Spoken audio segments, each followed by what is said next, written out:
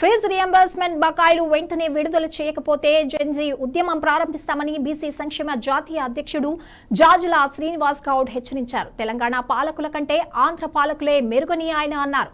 ప్రభుత్వ వైఫల్యం కారణంగానే విద్యార్థుల నుండి ఫీజులు వసూలు చేయాల్సిన పరిస్థితి వచ్చిందని ఆయన ఆరోపించారు. ఫీజు రియంబర్స్మెంట్ విధానాన్ని ఎత్తివేయాలనే కుట్ర జరుగుతోందని కూడా విమర్శించారు. హైకోర్టు ఆదేశాల నేపథ్యంలోనే విద్యార్థుల నుండి ఫీజులు వసూలు చేయాల్సి వస్తోందని పేర్కొన్న ఆయన ఈ సమస్యకు ప్రభుత్వమే బాధ్యత వహించాలని అన్నారు. జాజుల శ్రీనివాస్ గౌడ్ తో మా bureau chief Raj Kumar face to face.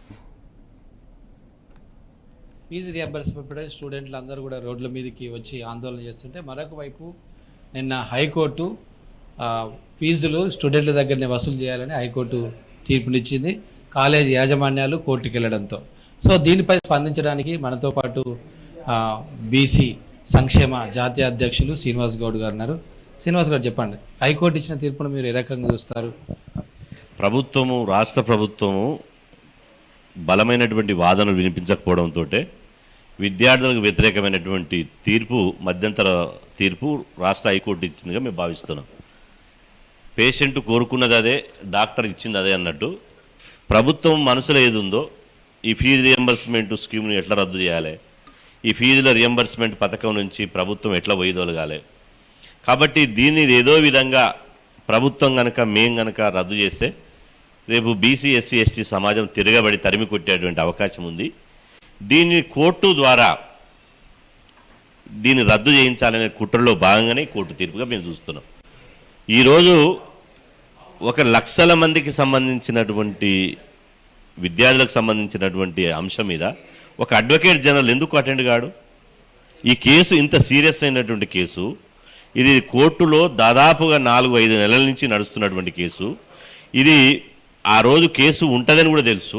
అయినప్పటికీ అంటే ప్రభుత్వం అడ్వకేట్ జనరల్ను పంపించలేదంటేనే కోర్టు తీర్పు వ్యతిరేకంగా రావాలి. ఇది ప్రభుత్వం దీని పట్ల సీరియస్ లేదని కోర్టుకు ఇండైరెక్ట్గా సిగ్నల్ ఇవ్వడమే అవుతుంది. ఇవాళ ప్రభుత్వం నియమించినటువంటి అడ్వకేట్ జనరల్ వాదించే వాళ్ళు బీసీ వ్యతిరేకులు వాళ్ళు. అందుకోసమే ఇవాళ ఈ విద్యార్థులకు వ్యతిరేకమైనటువంటి జీవోలు వస్తున్నాయి, తీర్పులు వస్తున్నాయి. ఇవాళ ప్రభుత్వం కూడా రోజుకొక జీవో ఇస్తుంది. ఒకరోజు 7 జీవో నెంబర్ 7 ఇస్తుంది, ఒక రోజు 8 ఇస్తుంది, ఒకసారి 9 ఇస్తుంది. అంటే తలా తోక లేదా ప్రభుత్వానికి? ప్రభుత్వంలో ఐఏఎస్లు అడ్మిషన్ చేసే వాళ్ళు లేరా?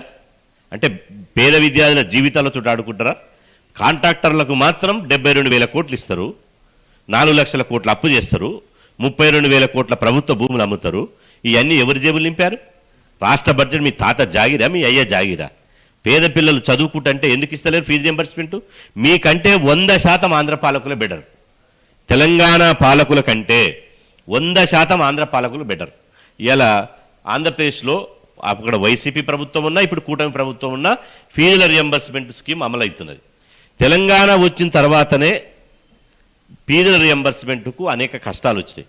తెలంగాణ వచ్చినాక అప్పటి బీఆర్ఎస్ ప్రభుత్వం 190 కండిషన్లు పెట్టింది, నీరు గార్చాలని ప్రయత్నం చేసింది. దాన్ని కొనసాగింపుగా మేము అధికారంలోకి వస్తే ఫీజుల బకాయిలు చెల్లిస్తాం, 10,000 ర్యాంకు నిబంధన ఎత్తేస్తాం, పూర్తి ఫీజులు ఇస్తామన్న కాంగ్రెస్ కామారెడ్డి డిక్లరేషన్లు చెప్పి 3 బడ్జెట్ పెట్టింది. ఎక్కడ పోయింది మీ హామీ? మీ హామీ ఎక్కడ పోయింది? హామీ ఇచ్చిన హామీ అమలు చేయకపోగా ఈ ఫీజు రియంబర్స్మెంట్ బకాయిలను విడుదల చేయకుండా ఇలా 14 లక్షల మంది పేద విద్యార్థుల జీవితాలతో ఆడుకుంటారా? బిడ్డ మీరు ఏమనుకుంటారో? జెన్జీ ఉద్యమం వచ్చి ఏమైంది? తరిమి కొడితే ప్రధానమంత్రి పారిపోయిండు. ఒక 29 ఏళ్ల యువకుడు నేపాల్కి ప్రధానమంత్రి అయ్యాడు. బంగ్లాదేశ్ ఏమైంది? ప్రధానమంత్రి తరిమి కొట్టిరు. అవినీతి మీద ఇట్లాంటి ఈ రాజకీయ నాయకులు కాంట్రాక్టర్ల మీద దగ్గర దాచుకునేటువంటి ఈ రాజకీయ అధినేతల మీద తిరగబడితే పారిపోయారు. మీరు విద్యార్థులు దలుచుకుంటే అదే పని పడతాము. రైట్. మొత్తం మీద ఫీజు రియంబర్స్మెంట్ బకాయిలు చెల్లించకపోతే, విడుదల చేయకపోతే జూలై 2 అదేవిధంగా జూలై 14న విద్యార్థి చలో మార్చ్ మేము చేపడతామని హెచ్చరిస్తున్నారు. కేవలం ప్రభుత్వ నిర్లక్ష్యం వల్లనే, అశ్రద్ధ వల్లనే హైకోర్టులో మధ్యంతర ఉత్తు కాలేజీలకు ఫేవర్గా వచ్చిందని శ్రీనివాస్ గౌడ్ ఆరోపిస్తున్నారు. కెమెరామెన్ సుధాకర్తో 9+ న్యూస్ రాజ్ కుమార్, హైదరాబాద్. ఒకవైపు